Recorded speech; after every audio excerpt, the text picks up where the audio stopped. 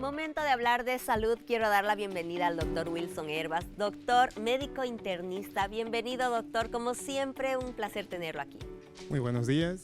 Estamos prestos para la entrevista y saber, informar a la población sobre este problema, ¿no? ¿Qué es el dolor? Porque hoy es el Día Mundial de la Lucha contra el Dolor. ¿Qué es el dolor y dónde? ¿En qué parte del cuerpo es que lo procesamos?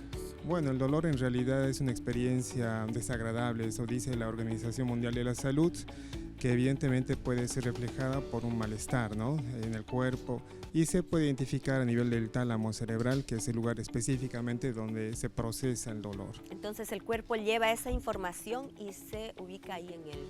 Exactamente, claro, existen unas noxias que son estímulos, ya sean infecciones, golpes, y eso puede llevar a nivel de la médula espinal hacia el cerebro y obviamente ahí generar lo que es la experiencia del dolor. Doctor, escuchamos hablar de, ¿tiene el umbral del dolor alto, tiene el umbral del dolor bajo? ¿Por qué hay esa diferencia entre algunas personas que sienten con más facilidad el dolor que otras? Según un estudio reciente en Estados Unidos se ha determinado que existe incluso una carga genética que determina que algunas personas puedan tener un umbral muy bajo al dolor, es decir, estímulos muy suaves pueden provocar bastante dolor. Lo llamativo de este estudio es que determinó que varones son los que más sienten el dolor de acuerdo a un recuerdo, ¿no? Y es lo que se sabe ahora. Entonces, es cercano eso que dicen que las mujeres somos más tolerantes al dolor. Sí, como le digo, este estudio determinó una sorpresa en realidad, que son los varones los que tienen más sensibilidad por un recuerdo al dolor. Ese fue el estudio que se realizó.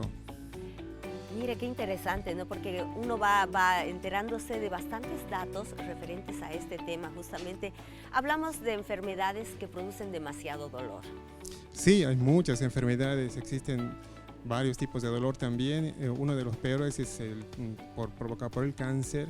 También se ha determinado que el dolor más fuerte también es una neuralgia del trigémino, ¿no?, que es bastante doloroso. Que decía, el trigémino queda ¿dónde?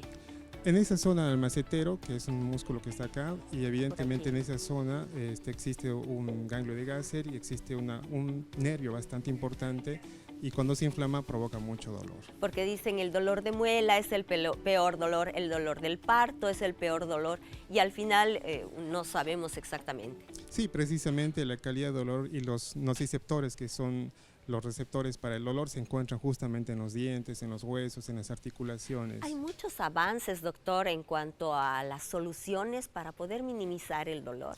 Sí, actualmente hay una escala, ¿no?, del 1 al 4, de acuerdo a la gravedad del dolor. Obviamente conocemos la aspirina, puede ser paracetamol, ibuprofeno, que es una primera escala, para luego ya utilizar como la morfina en caso de dolores por el cáncer o etcétera.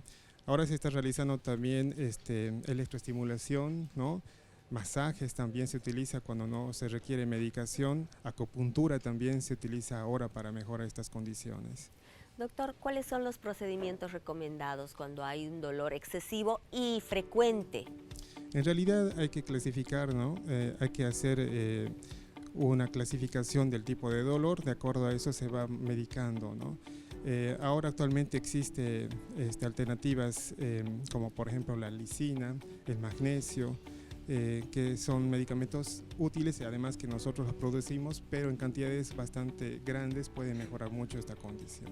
En el caso de la fibromialgia, por ejemplo, que es un dolor intenso y además constante, son personas que realmente saben lo que es el dolor, ¿no? Sí, es un dolor permanente de difícil diagnóstico. Muchas personas, más que todo mujeres, padecen de esa enfermedad y hay que hacer un estudio bastante grande como para llegar al diagnóstico. Evidentemente hay medicación para eso, pero es muy difícil el diagnóstico.